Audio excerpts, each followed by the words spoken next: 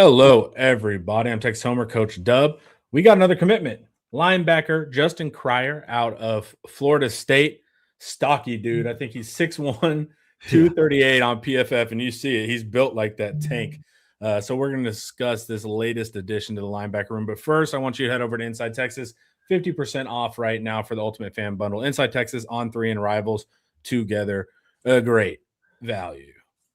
I was in the middle of a workout, so I had to run over there and do this. My shirt under here is like drenched in sweat, so that's why I'm wearing a hoodie. So everybody kind of had to get to the computer for this lovely Friday night commitment, my favorite version of it. Yeah. But we do land a linebacker. Coach, initial thoughts? Man, just watch a little bit of film on him. If you're looking for that guy, maybe you want a linebacker in a light box or a short yardage situation, goal line situation, this is your guy. You just described his stature, right? 6'1, 230, almost 240 pounds. It's not a guy that you would put in space, but if you want to go plug an A gap or meet somebody at the line of scrimmage, maybe this is your guy, right? And so I guess you need all kind of sorts of types of linebackers, different body types for different things in the new defense. And so maybe he fits that part of that, but he definitely, I feel like it's a depth piece. I know they chasing more portal targets, but this guy, he comes into the room with some veteran experience, played a ton of big games for Florida State. So maybe he adds that to the Texas roster. Yeah, experience. Watch the interview with him.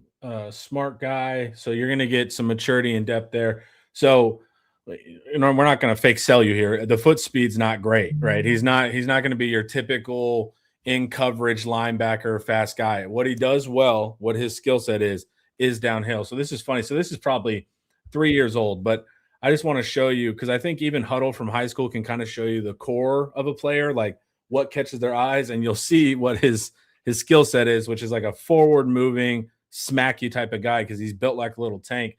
And then I was watching the all 22 Florida State versus Virginia before this. That's his highest reps game. And a lot of forward stuff from him. So we can watch through that. But I think it's mostly situational, like Coach said. Early downs, that type of stuff. Hey, make sure. So he'll go and smack guys like that. Yeah. That's what he does. If you get hit by him, it's not going to be enjoyable. But you can see he's stocky. He's kind of got like a fullback style build. I think he does play some fullback or something on a couple of these reps here later. But a very downhill style player, even in high school, and same thing right now, even at Florida State from the tape that I have there. So early downs, run downs, that kind of stuff.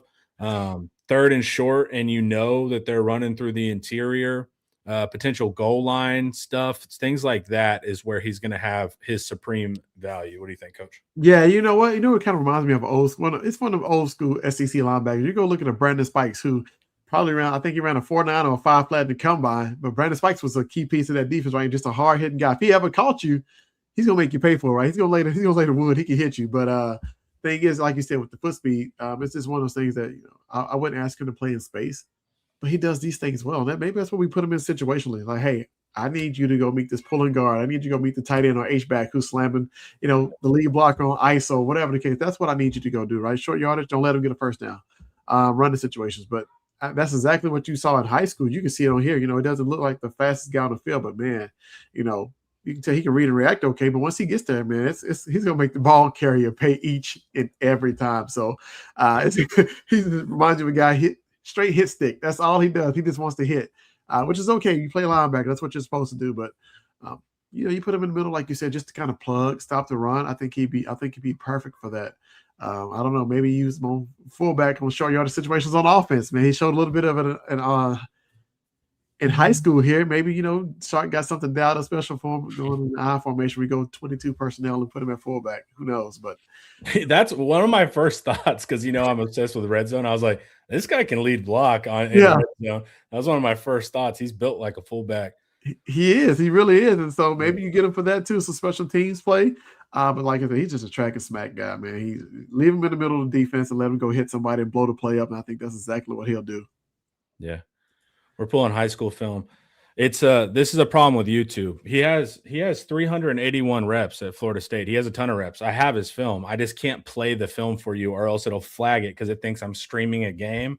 Yeah. That's why I'm showing. I just want to show you the core of him. He has plenty of film. I was just watching his film. There's all games of his film. So that's not the issue. This is the way I can show the audience. This is how he moves. This is his skill set. It's not like he doesn't have reps from college. He has 3 years at Florida State. I think was he at like Northwestern or something for a second too. So he has tape. I just can't show it because of the stupid YouTube censor. But yeah, he's just a hit guy, and so that'll be a big factor. Now he's coming back to Texas as well, so that's clearly a key here. Yeah, definitely from Katy. We're like Royal High School here in Katy, so it must be one of 10 high schools there. Maybe one of the smaller ones, or it could be private school. I'm not really sure. It looks like it, but yeah, originally from Texas, so he gets a chance to come home. You know, comes from an athletic family. Brother played at Baylor and we'll say Houston. I think the top point guard right now, Houston, like who's kind of led that team for the last 2 years. So it comes from an athletic family, you know, and has that background. But like I said, he's just you're going to use him on maybe first or second down and goal line, short yard situations only. So he's situational linebacker. He's definitely not, I wouldn't say he's your starter day one when he comes in, right? But he raised the floor, I guess, of experience in the floor, right? And so you add that maturity, add that to the linebacker room, which may need it. You see it's going to be a ton of older guys in there starting next year. So since you don't have, I guess, the younger guys going. So maybe just an older room, maybe you need a guy that can come in and pick up a defense who's played college football. Maybe Will Muschamp wants that. A guy that he doesn't have to teach, right? You play a ton of football, you kind of understand the terminology and what I'm trying to teach you. He may be able to pick it up a lot faster than a younger guy would. So you do have that piece you can add, but like I said, maybe he's just a veteran utility player who can kind of come in and help the team. Yeah, and you said there might be older guys. If you get transfers, there's going to be older guys. Right now, it's Ty Anthony Smith. You know, so it's like there's not a ton of anything in that room. Yeah, I guess they're all juniors, right? Or seniors. Yeah, but it's like who's in the room if you don't get transfers today? Right. Oh, just Ty Anthony Smith, and then you got Atkinson to come in. Well, exactly. So it's like you just first off need human beings in the room are great. Yeah. But you also want, like we said, a guy that's played multiple years and had reps, 274 reps last year, and then played just situationally in 2023. So he's an older guy. If you go watch an interview with him, sharp guy, mature guy. So you have all of that too. So it's like it also just helps you to build a room with mature players. Now, if you get the portal guys we're after too, then now we're talking. But the reality is you just got to build this room in general right now because there's damn near no one even in it right now. At all. Yeah. So that's going to be the big factor. But yeah, when you see that, we showed you a little bit of the huddle, that hasn't changed. He's just built like that. He's going to go forward. And there's a situation where you can use them. Now, I'm honest with you, Weary, like pass coverage, dropping, foot speed, it's not there. Yeah. And it would be really tough on him to ask him to do that. So that's why you need to design things of like, hey, this is the A gap, or he can read. Like I'm not saying he has to, but you know what I'm saying? Forward moving is going to be his value. Yeah, you were spot on. You know, well, I know we don't play Georgia next year, so we don't have to worry about it. But those teams who go 12 personnel, and they're going to get him on the field and match him up against a speedy receiver type tight end, he's going to be mismatched, right? Yeah. So I guess we got to watch out for that when he's on the field because we can pick it up, some team that's scouting Texas is going to say, okay, you know, Crier's on the field, let's go 12 personnel, make them go heavy on defense, and then match him up against our athletic tight end. So that's something to kind of watch for when he's on the field next year, just to see what teams try to attack him in the pass game. The Virginia game that I was watching first, that was his highest reps game. When I scout somebody, I just go by what game did they have the most reps with so I can watch the most reps. And they had him off the edge a lot. And so he would just kind of seal the edge for whether it was a tight end or a tackle. So because of that size, and he'll go up and meet a guard. Like there's no fear in his game. And so that's what's nice. He's not ducking guards. He'll meet poolers. He'll set the edge. He has all of that kind of physicality. So there's no fear there. Right. All right, guys. Any final things, Coach, before we get out of here and I can finish? Look, portal's been up and down. It's been kind of crazy. Just know that Texas is still on the hunt for more portal players. I know they want to add more linebackers, and so this won't be the only one. But stay tuned. Keep refreshing Twitter like all of us, and then come join us at InsideTexas.com. Absolutely. Thank you, Coach. Look at you, man. 50% off right now, Ultimate Fan Bundle, Inside Texas on 3 and Rivals together as the portal continues to turn.